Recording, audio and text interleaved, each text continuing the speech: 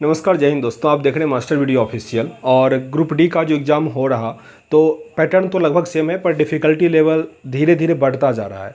क्योंकि आज का ऐसा क्वेश्चन था कि बहुत लोग 100 क्वेश्चन तक पहुंच भी नहीं पाए, जो कि 90 मिनट का टाइम होता है। 100 क्वेश्चन तो टाइम काफ़ी अधिक होता है, फिर भी जो मैथ का स्तर था वो काफ़ी बढ़ता जा रहा है। तो आज हम इसी पे बात करने वाले हैं। जबकि जीके का जो प्रश्न है वो रिपीटेड, मतलब बहुत सारे प्रश्न ऐसे हैं कि उसी सेम एक्सरसाइज से रिपीटेड प्रश्न आ रहे हैं।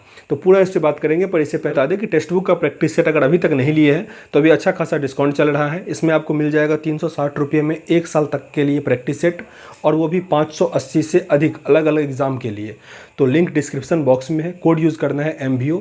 जो भी मैक्सिमम डिस्काउंट होगा वो वहाँ आपको मिल जाएगा। अब बात करते हैं एग्जाम पैटर्न का। तो पहले रीजनिंग का बात करते हैं, फिर मैथ का करेंगे और उसके बाद जीके का करेंगे। क्योंकि जीके में कई सारे प्रश्न अब रिपीटेड आ रहे हैं।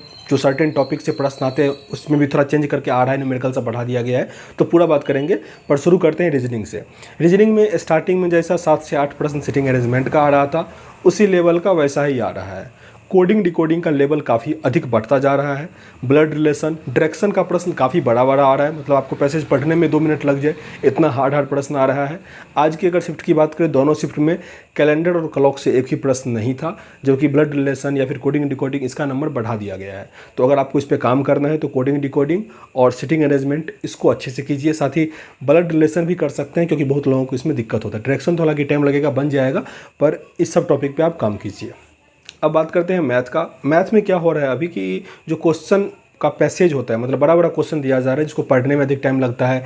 जो मैथ में थोड़े कमज़ोर टाइप के हैं उनको देख के ही डर लगता है, तो एक मेंटली प्रेशर बन जाता है। और अभी क्या हो रहा है, जैसे पहले हमको याद है NTPC CBT 1 का जो एग्ज़ाम हुआ था, उसमें क्या होता था कि स्टार्टिंग में ही 10 क्वेश्चन जो था वो काफ़ी डिफिकल्ट दिया जाता था, तो इससे एक मेंटली प्रेशर बन जाता था। तो वैसा ही अभी हो रहा।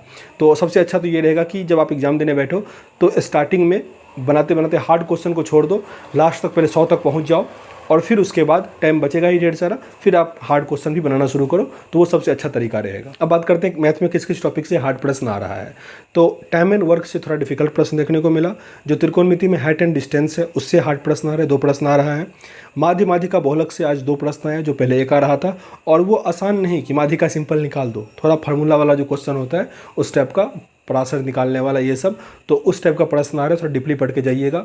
द्विघात समीकरण से प्रश्न लगातार आ रहा है और थोड़ा हार्ड आ रहा है, तो उसका थोड़ा जो मतलब ये होता है ना, मूलों का योग, ये सब चीज़, थोड़ा उसको जो थ्योरी होता है उसका वो अच्छे से पढ़ लीजिए। CI की बात करें तो CI से तो प्रश्न नहीं आ रहा है, SI का प्रश्न आ रहा, और प्रश्न आसानी होता है, लेकिन आपको सेंटेंस समझने में थोड़ा दिक्कत हो रहा है, क्योंकि पैसेज थोड़ा बड़ा आ रहा है। तो उसको थोड़ा ठीक से थोड़ा काम कर लीजिएगा उस पर।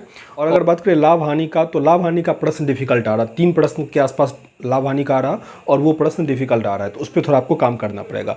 मतलब मैथ में इन एक्सरसाइज पे आपको अच्छे से काम करना पड़ेगा, क्योंकि एग्जाम में जो पैसेज आता है वो बड़ा बड़ा आ रहा है, या फिर छोटा भी है, तो क्वेश्चन का जो क्या कहना चाहता है वो समझने में दिक्कत हो रहा है। तो थोड़ा इंग्लिश भी कर लीजिएगा, अगर हिंदी समझ में नहीं आए तो कभी कभी आपके लिए हेल्पफुल हो जाता है। अब बात करते हैं जीके का। तो जीके में 2 से 3 प्रश्न हर शिफ्ट में रिपीटेड हो रहा है, तो इसके लिए जो भी लगातार क्वेश्चन डेली बेसिस पे करवा रहे हैं उनको जरूर देखिएगा, वो आपको हेल्प करेगा। कहीं कहीं से नहीं देखिएगा, एवरीडे न्यूज़ थोड़ा जेन्युइन दिखाता है उनका देख लीजिएगा, क्योंकि जहाँ तहाँ कुछ से कुछ दिखाया जा रहा है, ठीक है ना, तो इससे थोड़ा बचिएगा। करते हैं साइंस में, क्योंकि साइंस का वेटेज सबसे अधिक है। इसमें फिजिक्स से काफ़ी अधिक प्रश्न आ रहे हैं। पहले आप देखते होंगे कि लेंस में 1 न्यूमेरिकल आ रहा और 2 क्वेश्चन सिंपल आ रहा। आज 3 न्यूमेरिकल का आया था और 1 सिंपल क्वेश्चन आया था, मतलब जो थ्योरी वाला होता है वो। तो 3 न्यूमेरिकल वो भी डिफिकल्ट था, सिंपल ऐसा नहीं था कि दर्पण सूत्र से बन जाएगा, थोड़ा डीपली पढ़िएगा उसको। और जो प्लस माइनस का जिनको भी कन्फ्यूजन है उसको थोड़ा दूर कर लीजिएगा। और उत्तल अवतल का जो अलग अलग नाम सब है, अलग नाम है, तो वो सब भी थोड़ा देख लीजिएगा, उसमें आपको कन्फ्यूजन नहीं होना चाहिए। इलेक्ट्रिसिटी की बात करें तो इलेक्ट्रिसिटी से आज भी 2 न्यूमेरिकल आया हुआ था और 1 सिंपल प्रश्न, दोनों ओम रेसिस्टर इसी सबसे आया हुआ था, तो आप उसको आसानी से कवर कर सकते हैं। उस लेसन को थोड़ा फोकस कर लीजिएगा। फिजिक्स में ये 2 लेसन काफ़ी इंपॉर्टेंट है, इसको आपको अच्छे से करके जाना पड़ेगा। तो अगर केमिस्ट्री का, तो केमिस्ट्री में आपको टाइप्स ऑफ रिएक्शन जो होता है वो आपको अच्छे से करना पड़ेगा। उससे लगातार सभी शिफ्ट में 2 प्रश्न आ रहा है। पीरियडिक टेबल से भी 2 प्रश्न आ रहा है, और उसमें एक थ्योरी टाइप का आता है कि ये किसका थ्योरी है, ये थ्योरी के बारे में कौन सा सही है या गलत है, या फिर किसका जो इलेक्ट्रॉनिक विन्यास होगा अधिक होगा, या फिर जो त्रिज्या होगा अधिक, मतलब एटॉमिक नंबर अगर आपको याद है तो वो बना पाइएगा।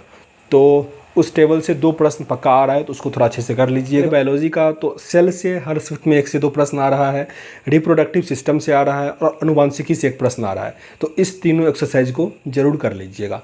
अगर हम साइंस के ओवरऑल की बात करें तो lens, electricity, periodic table, type of reaction, cell, अनुवांशिकी, इस 4-5 जो एक्सरसाइज है इसको अच्छे से कर लीजिएगा। जीके में अगर बात करें तो हिस्ट्री से तो प्रश्न ही आ रहा। संविधान में काफ़ी इंपॉर्टेंट मूल अधिकार से हर शिफ्ट में 2 प्रश्न आ रहा, एक अनुच्छेद के रिगार्डिंग और एक सिंपल थ्योरी टाइप का कि ये कहाँ से क्या लिया गया है, इस सब टाइप का। और एक प्रश्न आ रहा है पंचायती राज से, वो भी लगातार आ ही रहा है। तो इस तीनों टॉपिक को अच्छे से आपको करना पड़ेगा। 3 टॉपिक नहीं 2 ही हुआ, एक मूल अधिकार और एक पंचायती राज।